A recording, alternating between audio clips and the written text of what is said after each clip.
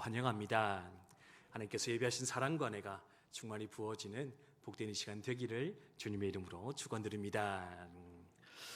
우리는 계속해서 성령의 9가지 열매에 대해서 함께 묵상을 하고 있습니다. 우리가 예수님을 믿고 구원받으면 하나님께서는 우리에게 하나님의 영, 예수 그리스도의 영, 성령 하나님을 선물로 주시겠다 약속하셨습니다.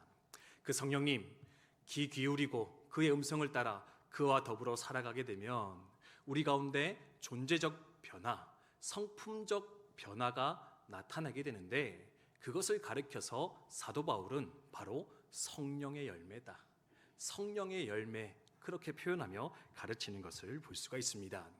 흔히 왜 그런 말 하지 않습니까? 사랑하면 닮아간다. 네, 사랑하면 닮아간다. 동의하십니까? 네, 그렇죠. 부부가 같이 오래 살면 어떻게 됩니까? 네, 식성도 닮아가고요, 성품도 닮아갑니다. 심지어 어떤 사람은 외모도 닮아간다, 이런 얘기를 본 적이 있는 것 같은데, 사랑하는 사람이 함께 머물면 닮아가기 마련인데 하나님과 우리도 동일하다라는 겁니다. 하나님이 우리 가운데 거하십니다. 그분과 함께 살아갑니다. 그러면 그 마지막은 무엇이어야 되느냐? 우리 안에 계신 그 하나님의 모습이, 그 성품이, 그 아름다움이 우리의 삶 가운데 드러나기 시작해야 되는데, 나타나기 시작해야 되는데, 그것이 바로 성령의 열매이다. 성령의 열매를 맺어가야 된다 가르치는 거 볼 수가 있습니다. 성령의 열매 어떤 것이 있었습니까? 총 9가지인데요. 첫째는 사랑이었습니다. 둘째는 희락, 기쁨입니다. 셋째는 화평, 평화였고요. 네 번째는 지난주에 살펴보았던 오래 참음, 인내의 삶이 또한 하나님의 성품, 성령의 열매라 가르쳐 주셨습니다. 그리고 오늘이 이제 5번째인데 바로 자비. 자비가 우리 가운데 열매 맺게 되어질 것이고요. 이후로 양선과 충성, 온유와 절제로서 하나님의 성품이, 성령의 열매가 우리 가운데 맺어질 것이라 하나님 말씀하고 계십니다. 바라고 하는 것은 이렇게 힘들고 어려운 시절, 무더운 더위 속 지나가는 우리들이지만, 그럼에도 불구하고 우리 안에 계시는 성령 하나님과 더욱 동행하여 살아가는 저 여러분 되시기를 주님의 이름으로 축복드립니다. 그리고 이 성령의 성품이, 성령의 열매가 날마다 더욱더 아름답게 맺어가는 우리 국방대학교 교회 성도님들 다 되셨으면 좋겠습니다. 아멘이십니까? 네, 감사합니다. 자, 그러면 이제 오늘 주제인데요, 5번째 성령의 열매, 자비란 무엇인가? 네, 자비란 과연 어떤 것인가? 그리고 왜 우리는 자비를 맺어야 되는가? 그리고 그 자비를 맺으려면 무엇을 해야 되는가? 이 자비에 대해서 오늘도 함께 묵상하며 나아가도록 하겠습니다. 먼저 이제 자비가 뭐냐? 자비의 정의에 대해서 우리가 좀 이해할 필요가 있을 것 같은데요. 한마디로 이해하기 쉽게 설명하자면, 우리가 2번째 읽었던 누가복음 10장에 등장하는 착한 사마리아인, 선한 사마리아인이 행하였던 그것이 바로 자비이다, 그렇게 이해를 하시면 되겠습니다. 착한 사마리아인 이야기 다 알고 계시죠? 네, 감사합니다. 네, 간단하게 설명드리면 이런 거지 않겠습니까? 한 사람이 가다가 강도를 만납니다. 다 뺏기고 많이 맞아 거의 죽을 지경에 처했습니다. 근데 어떻게 합니까? 그 옆으로 제사장이 지나가고 레위인 지나갑니다. 당대 최고의 종교 지도자들이었습니다. 하나, 그들은 그 처지를 분명히 보고도요, 모른 척하며 자기의 길을 걸어가게 됩니다. 그런데 그 길을 또 누가 걸어가느냐? 그 당시에 사람 취급하지 않던, 유대인들이 이방인보다 못하게 여겼던 사마리아 출신 사람이 그 길을 걸어가게 되는데, 그 사마리아 사람은요, 자기도 분명히 갈 길이 바빴음에도 불구하고 그 사람을 위해서 자신의 시간, 노력과 물질을 내어서 그 사람을 돌보았노라 주님께서 말씀하는 거 볼 수가 있습니다. 먼저는 상처를 닦아줍니다. 심지어 여관에 데려가서 그 사람을 하루 종일 정성껏 간호해 주었습니다. 심지어 이튿날 자신의 길을 떠나야 하니까 어떻게 합니까? 여관 주인에게 부탁하면서 내가 없어도 이 사람을 좀 잘 돌봐주시면 감사하겠습니다.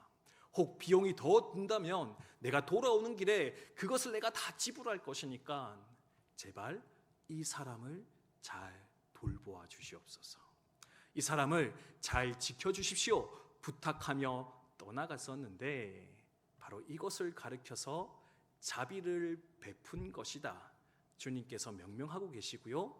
이렇게 살아라 가르치고 있는데 바로 이것이 자비의 삶이다. 기억하시면 되겠습니다. 이렇게 말씀드려도 이해하지 못할 분들이 계실까 봐 한마디로 설명하면은 자비란 첫째는 다른 사람의 유익을 위해서 후히 베풀어 주는 것입니다. 다른 사람의 무엇을 위해서요? 필요를 위해서. 다른 사람이 지금 필요로 하는 그것을 위해서 내 것을 내어 베풀어 주는 것, 그것이 자비의 삶이다. 조금 더 덧붙이자면 자신에게 불편과 손해가 있을지라도 다른 사람의 필요를 채워주기 위해서 기꺼이 행동하는 것, 또는 행동하고자 하는 마음의 태도, 그것을 가르쳐서 자비라 이야기하는데, 성령이 우리 가운데 거하시면 이 자비의 삶은 잘 나타나며 이루어져야 된다. 여러분 기억하셨으면 좋겠습니다. 여러분, 긍휼이 있고 자비가 있습니다. 구약 성경에 보면은요, 이 자비라는 단어가 헤세드라는 히브리어로 나타내는데, 이 헤세드를 긍휼이라고 번역할 때도 있고 자비라고 번역할 때도 있습니다. 근데 거의 같은데요, 조금 다른 것 같습니다. 이해를 돕기에 설명드리면은, 긍휼은 뭐냐면은 처지가 딱하고 힘든 사람을 보면서 그 처지를 함께 이해하고 공감하며 함께 아파하는 마음, 그게 바로 긍휼의 마음입니다. 근데요, 자비는 뭐냐면은요, 같이 아파하는 것은 같습니다. 그 사람의 필요를 이해하는 것도 똑같은데, 뭐냐면은 이 자비에는요, 반드시 그 필요를 채워주기 위한 행위, 행동이 따라와야 한다는 겁니다.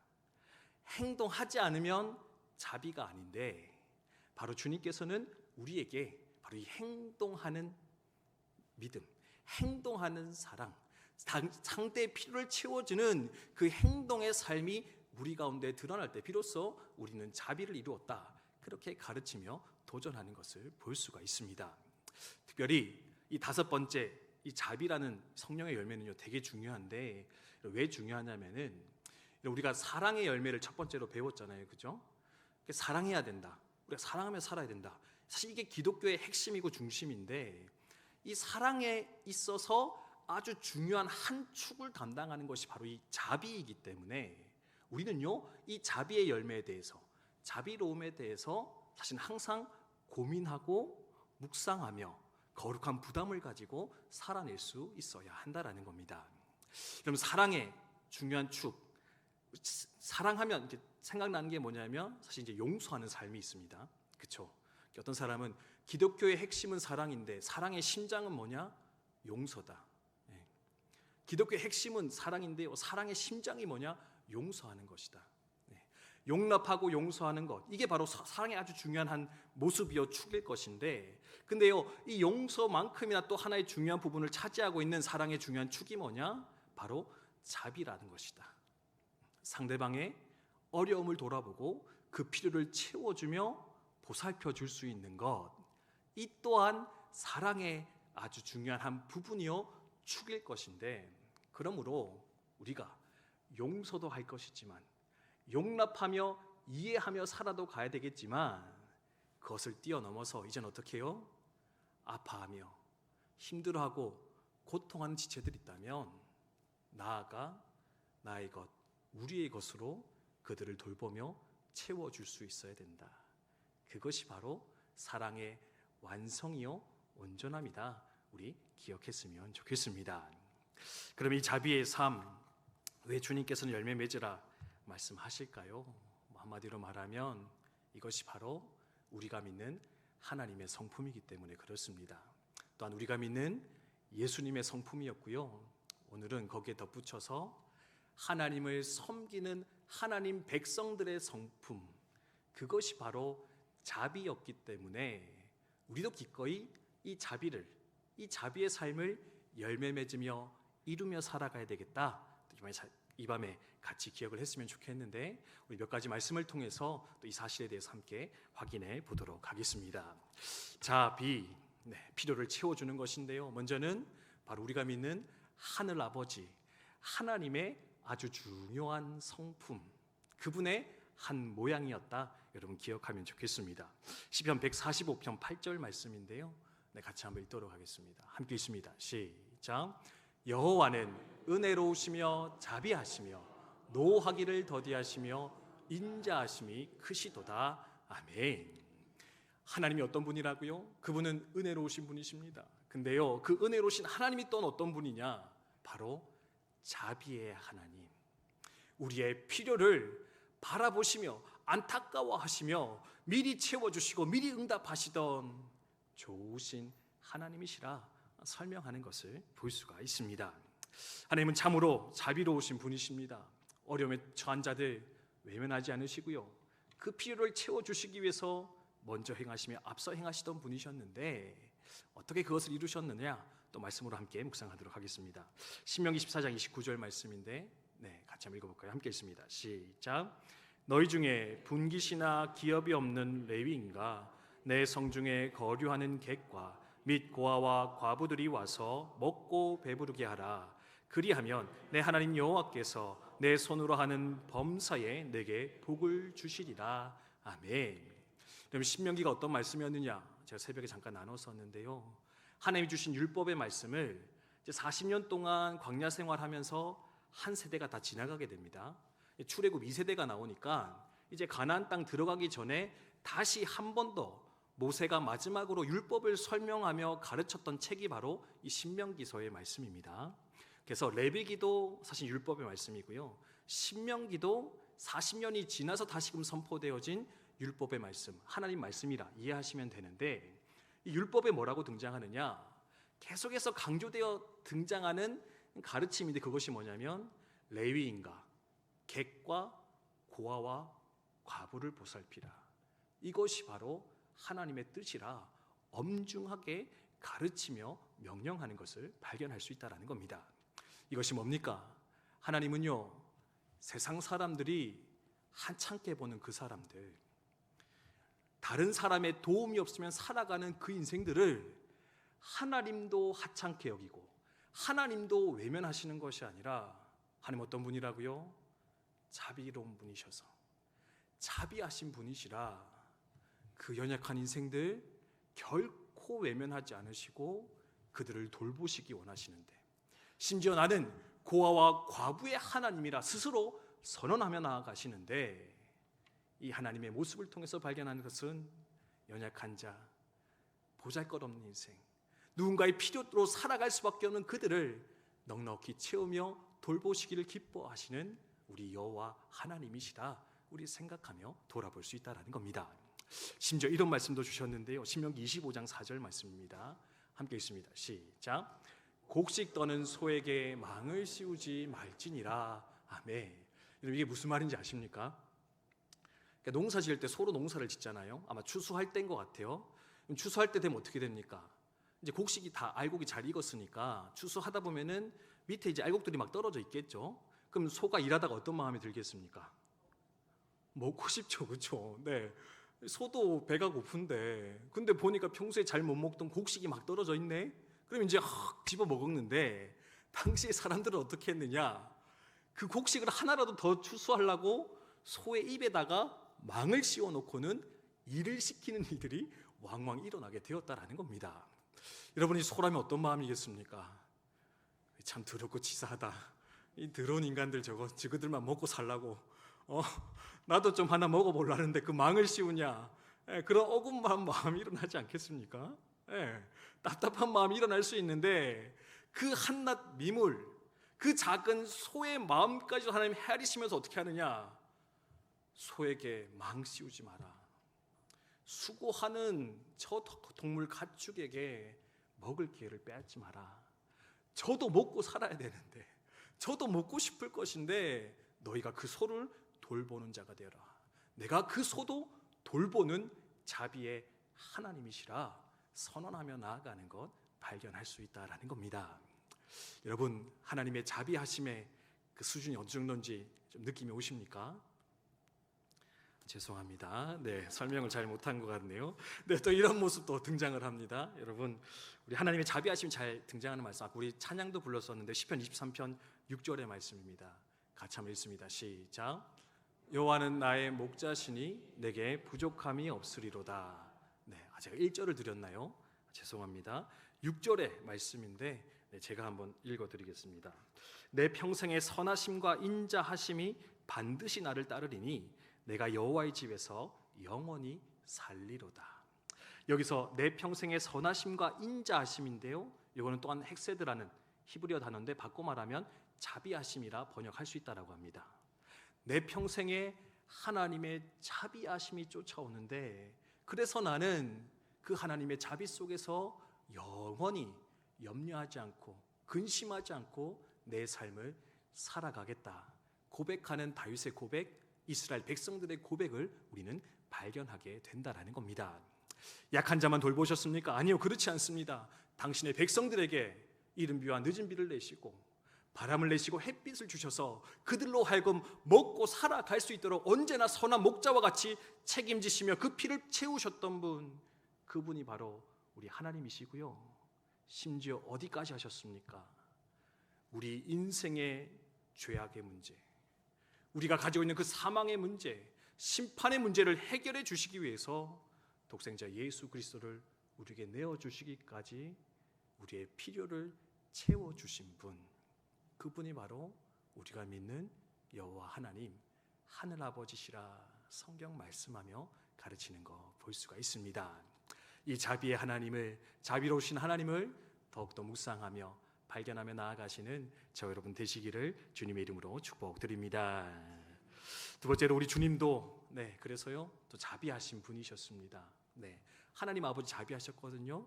근데 그 하늘 아버지의 아들로 이 땅에 오신 예수님도 얼마나 자비하셨을까? 워낙 많아서 제가 말씀 다 찾지는 않고요, 그냥 설명드려 보겠습니다. 여러분, 38년 된 병자 고치신 분 우리 예수님이셨습니다. 아무 소망 없이 살고 있었는데 자기조차도 자신의 인생을 포기하여 자포자기하며 살아가던 그 소망 없는 인생에게 먼저 다가가셔서 회복을 허락하신 분, 그분이 바로 우리 예수님이셨습니다. 거라사 광인 군대 귀신 들려서 자기도 자신을 어찌하지 못하며 몸을 긁으며 몸부림쳐 살아가던 그 인생, 무덤가에 살던 거라사 광인에게 또한 찾아가셔서 군대 귀신을 쫓아내시고 그 인생을 회복하신 분, 그분이 바로 우리 주님이셨습니다.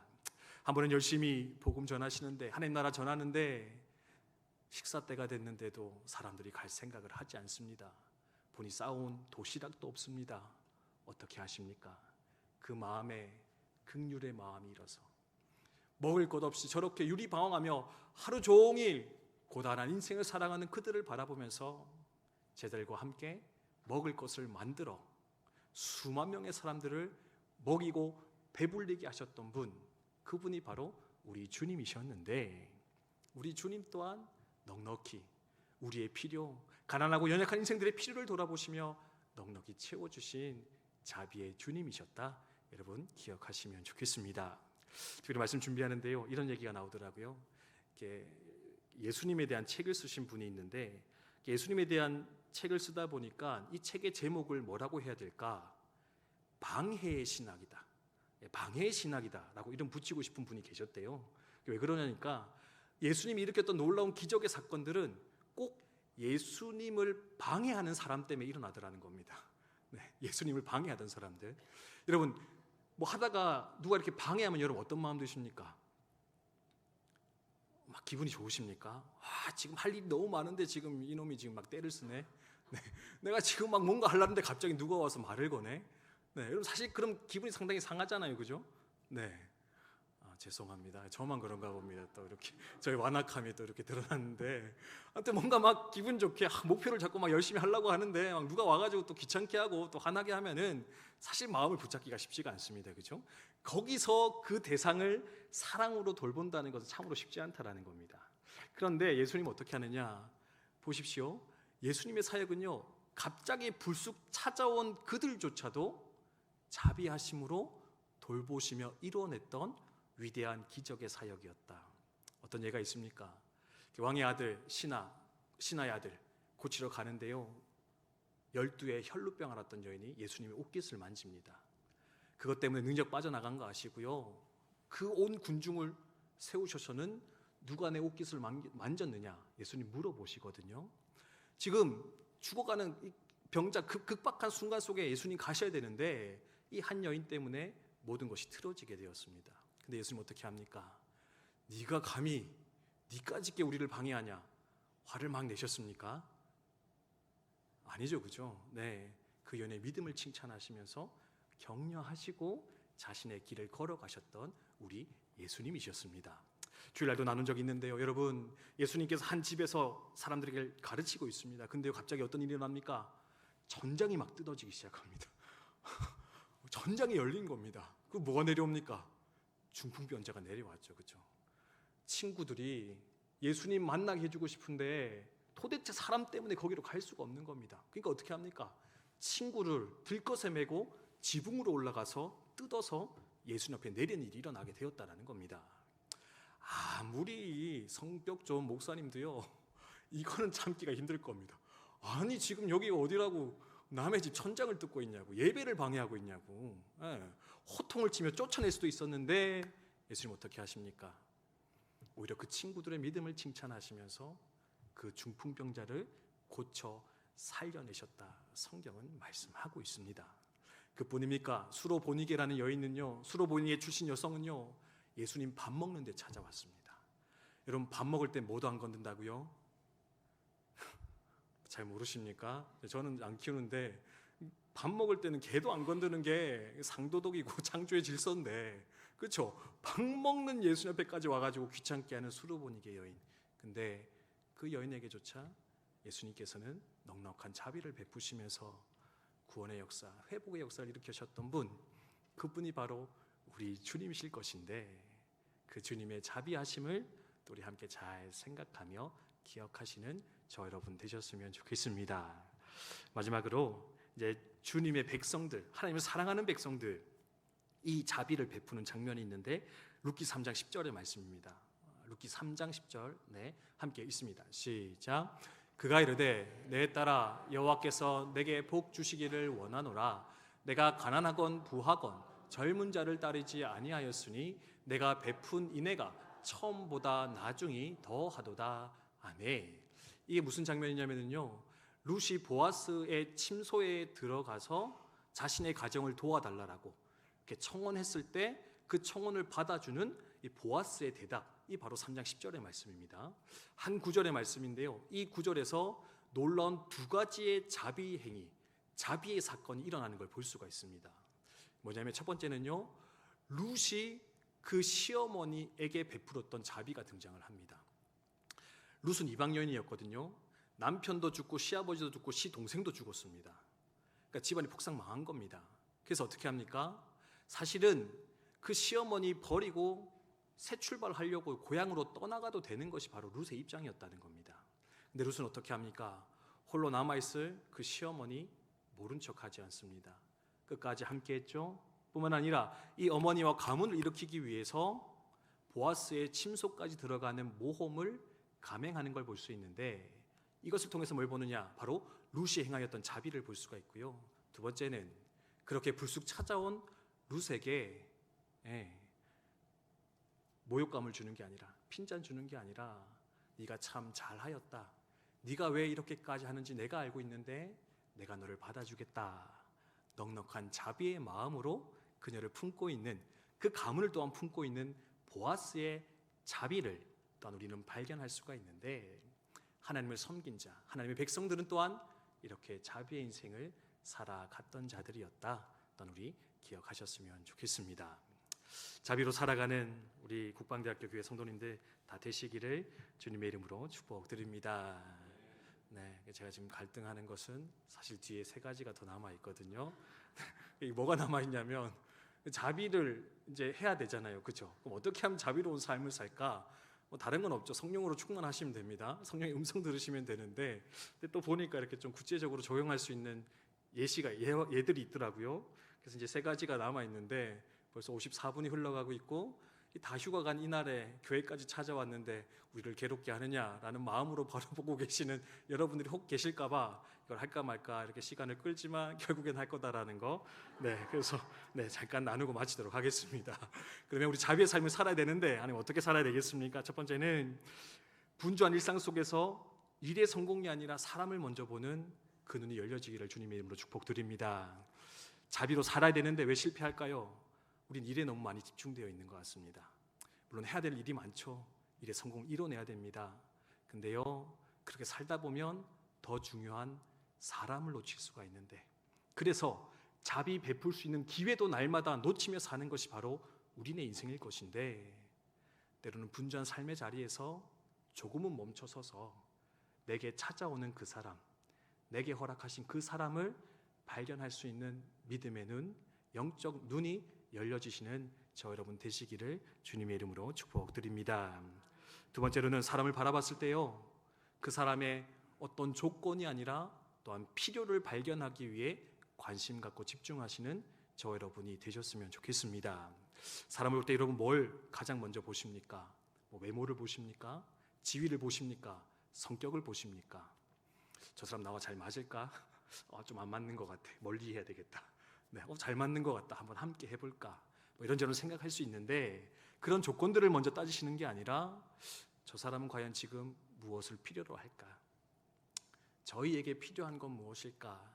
그 마음으로 한 번쯤 바라본다면 그 사람의 필요가 내 눈에, 내 마음에 들어오게 될 것이고, 그렇다면 넉넉히 자비의 길을 선택하며 걸어가는 우리가 될 수 있을 것인데, 사람을 보되 그 사람의 필요를 먼저 관심 가지며 발견하는 또한 저 여러분 되셨으면 좋겠습니다. 마지막 세 번째는요, 그리스도 중심의 삶을 살아가는, 예수 중심의 삶을 살아가는 저 여러분이 되셨으면 좋겠습니다. 이게 뭐냐면요, 두 가지를 생각하는데, 삶의 여정 속, 선택의 순간 속에서 예수님이었다면 어떻게 행동하셨을까 생각하시면 되고요. 두 번째는 저 사람이 예수님이라면 어떻게 행동해야 될까? 내가 예수님이었다면 이 상황에서 어떻게 해야 되느냐? 두 번째, 저 사람이 예수님이라면 내가 어떻게 돼야 되겠는가? 이 두 가지를 예수 중심의 삶이라 설명하는 걸 볼 수가 있는데, 여러분 이것을 항상 생각하시면서 자비의 길을 걸어가시는 저 여러분 되셨으면 좋겠습니다. 예수님 말씀하셨죠. 세상에서 가장 작은 자, 소자 하나게 한 것이 곧 내게 한 것이다. 예수님은 멀리 계신 것이 아니라 언제나 작고 연약한 인생을 우리의 삶 가운데 지금도 찾아오고 계실 것인데, 저희가 예수님이시구나, 저희가 예수 그리스도구나, 예수님께서 오늘도 저런 모습으로 내 인생 가운데 함께 하시는구나, 그렇게 늘 생각하시면서 그 인생에게 필요한 자비를, 사랑을 베푸며 나아가시는 저 여러분 되셨으면 좋겠습니다. 예수님이신데 가서 막 삿대질할 사람은 없으시겠죠, 그죠? 죄송합니다. 네, 예수님인데 막 함부로 할 사람은, 내가 예수님 때문에 참 힘들게 살았는데 잘 만났습니다. 네, 멱살 잡을 사람 없으실 것 같은데, 네, 예수님을 더 사랑하고 용서하고 용납하며 그 주님을 더 붙잡아 살아가시는, 사랑으로 섬기시는 저 여러분 되시기를 주님의 이름으로 축복드립니다. 주신 말씀 기억하며 함께 찬송하겠는데요, 우리 아버지 당신의 마음이 함께 부르면서 주님 마음으로 주님을 대하듯 내게 주신 형제 자매들 그렇게 사랑하며 살게 해주십시오.